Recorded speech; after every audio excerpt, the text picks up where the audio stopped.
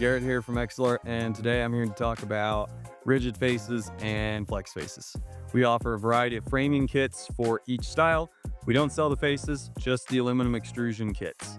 And so we'll take a look at the rigid face here. These are great, very quick and easy to service if you're in a retail environment, constantly changing out faces, stuff like that.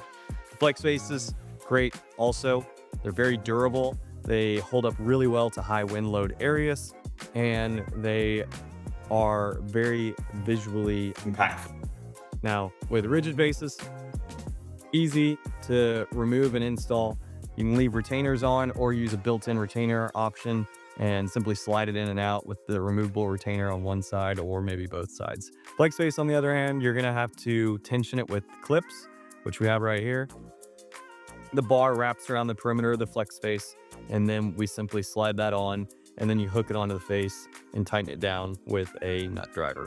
So pretty simple, both options, great, but it really comes down to where it's going to be and what you're trying to do. Now, another reason you would pick a rigid face would be due to the size of the sign.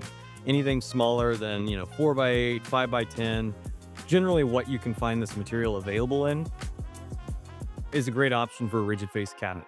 Once you start getting into cabinets larger than what you can get the space material in, you're going to want to go with a flex face cabinet because you can get away without seams, it illuminates better, and generally it's going to be a bit lighter too as you're installing flex face versus a very large flexible panel. And if you think about being up on a pylon sign high up in the air, this can be a real cumbersome thing to handle.